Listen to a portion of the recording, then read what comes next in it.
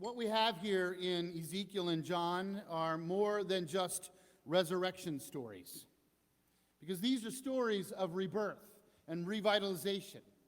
These are stories about the rebirth and the revitalization of life and the rebirth and revitalization of faith. This being said, let us consider that these texts were truly written for the Lenten season.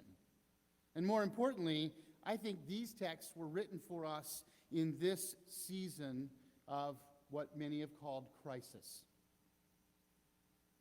Not only do these texts foreshadow the Easter resurrection, which is about to be celebrated, and we are in need of that resurrection vision, but it also speaks of the power of God and Christ to breathe new life into God's people. This is for us a welcome message of hope for the future, even in the midst of the great unknowing anxiety that now seems to be upon us.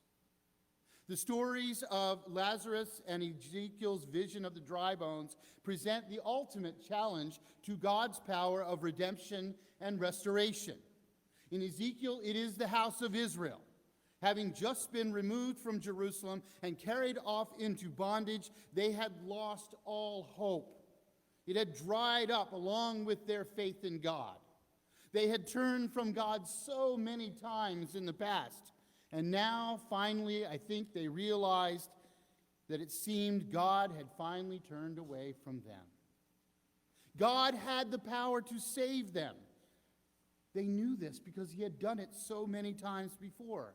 But finally, this time it would seem to them that God had let the nation die.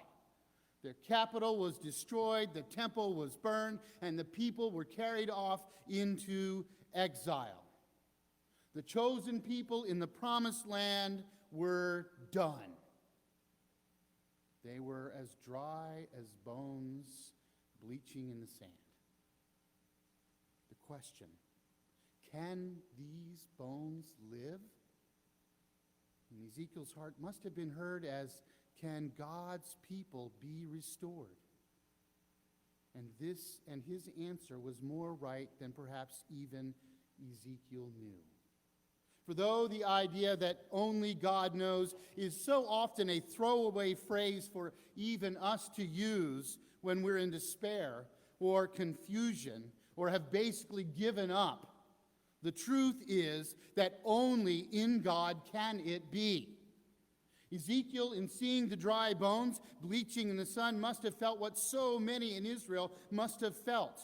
God had finally abandoned them.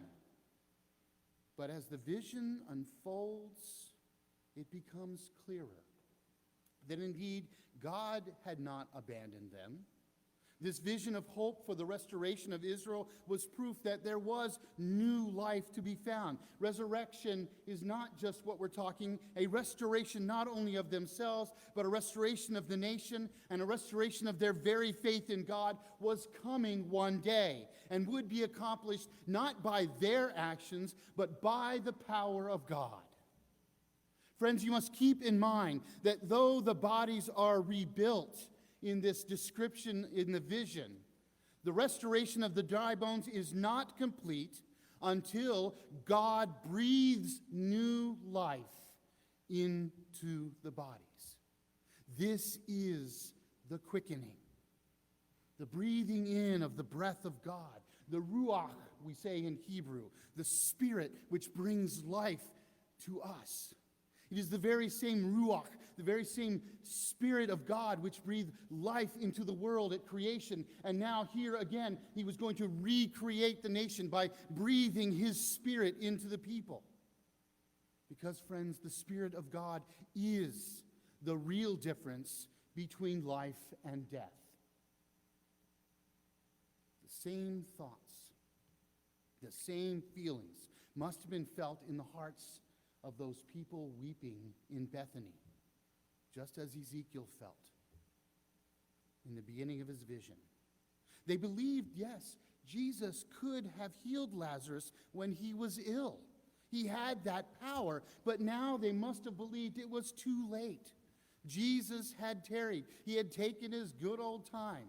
And in essence, Jesus had abandoned him. He had let Lazarus die. Jesus had gathered so many lost people back into the fold of the people of God, reigniting the flames of faith and real life in these people. But here they must have thought is one that could now not be reclaimed. And yet for Jesus, the story is not over. To him, death was just another hurdle, just another obstacle, just another challenge. Yes, they believed in the resurrection of the dead at the end of the age, as Martha professes, but Jesus wants to show that people can be renewed in body and in spirit, that they can be reborn now into resurrected life. And Jesus wants them, and now us who read these stories, to know that he has the power to do it. Even as we live in this current time of upheaval, we see here in Ezekiel and John a message of hope that we cannot discount and one we must not ignore. But this is not the time for us to ask, do you believe in God? No, friends. It is, as a friend of mine once stated, this is the time to ask, what do you believe God is capable of? This same offer, this same promise, the same message of hope offered in Ezekiel and in John's gospel is now offered to us. No matter how dead our faith is, no matter how hopeless and dried up we have become, no matter how far we have strayed from God, whether spiritually or physically, God has the power to give new life. The enduring message of hope in the gospel of Jesus Christ is that no one is beyond the reach of God's love and saving grace. No, not even now.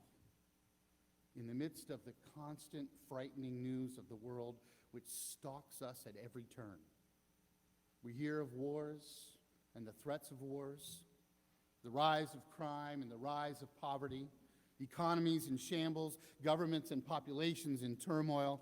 Even the church is in decline. Everything looks so very bleak. And yet the power that Ezekiel envisioned, the power that Lazarus felt, can now still be turned on us.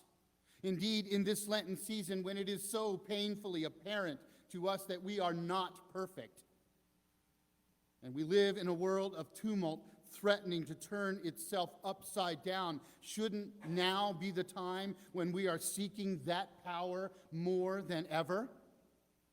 Should it not be the prayer of every Christian, indeed of every human being, that God will now call us to come out of our tombs and breathe new life into our lives by the power of the Holy Spirit?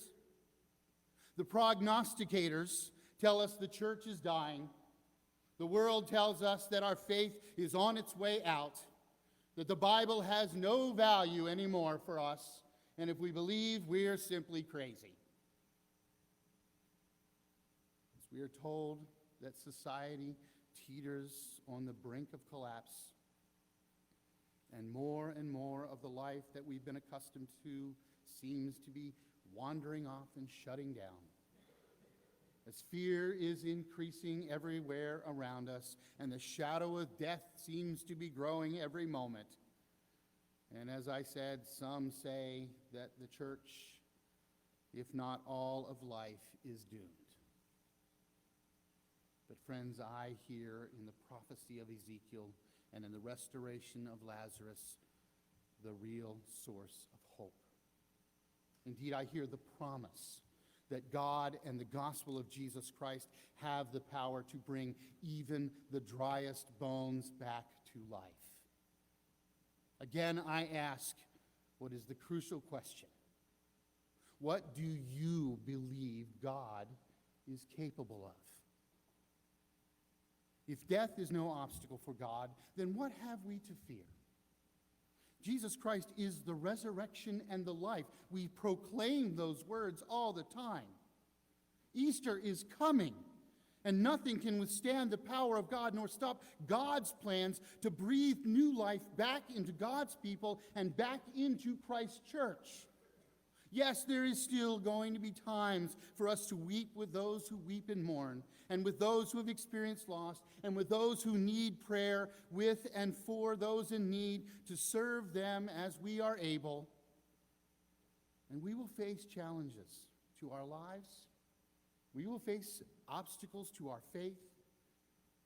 And we will face the fear of losing confidence in the future. And yet I still hear God ask, "Mortal, can these bones live?" And to that, let us answer now without hesitation and filled with strengthening resolve by our faith in what God can do, to say, "Yes, Lord, they can live, because we know what you can do."